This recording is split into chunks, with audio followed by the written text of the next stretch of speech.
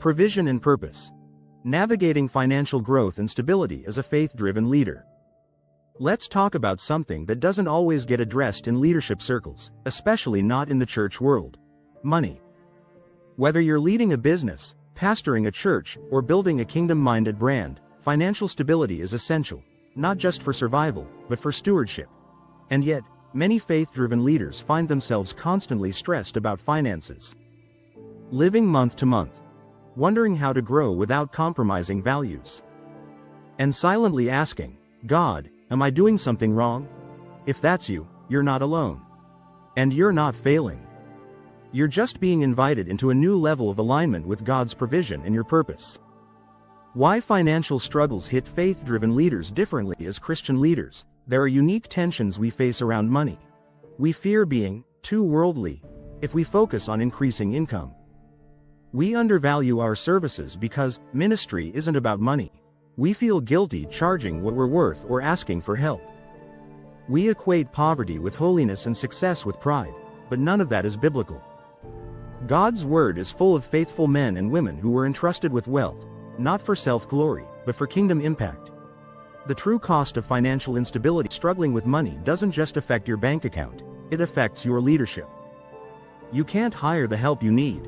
You limit the reach of your mission. You make fear-based decisions. You carry stress that steals your joy, creativity, and confidence. God doesn't want you surviving. He wants you thriving so you can pour out freely, give generously, and lead fully.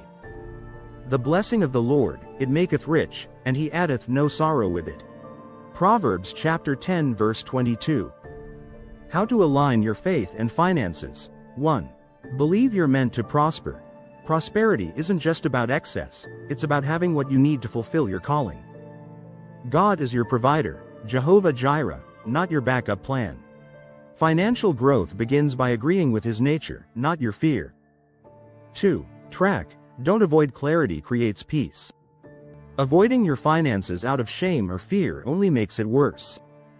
Track income, expenses, and patterns, whether you're leading a household, a church, or a six-figure business. God can bless what you're willing to manage. 3. Price based on value, not guilt. If you're a Christian business owner or creative, stop charging based on what you think people will tolerate. Price according to the value you provide and the transformation you deliver, while remaining ethical and fair. 4. Tithe, save, and sow strategically. Tithing isn't a formula to get rich, it's a principle of honor and trust. Saving shows stewardship. Sowing shows expectation. And all three show God you trust him more than the system. 5. Create multiple streams of impact and income. If God gave you more than one gift, don't bury the extras. That idea, book, workshop, or product. It might not just bless others, it might sustain your vision financially. Be enriched in every way so that you can be generous on every occasion. You can grow financially, without compromising spiritually. This isn't about chasing wealth. It's about releasing the belief that you have to choose between being faithful and being fruitful. You're allowed to grow. You're allowed to thrive. You're allowed to be resourced and still be righteous. So stop playing small with your provision. You are not meant to run on fumes. You are meant to overflow. And that overflow? It fuels ministry, supports your family, empowers others, and advances the kingdom. Final encouragement: you don't need to be ashamed of your financial struggles, but you don't have to stay in them either. Ask God for wisdom. Create a plan. Take bold action. And expect him to show up, because he will. If you're ready to break free from the cycle of scarcity and step into a season of sustainable, purpose-aligned financial growth, Elevate with CJ is here to walk with you. You're not being greedy.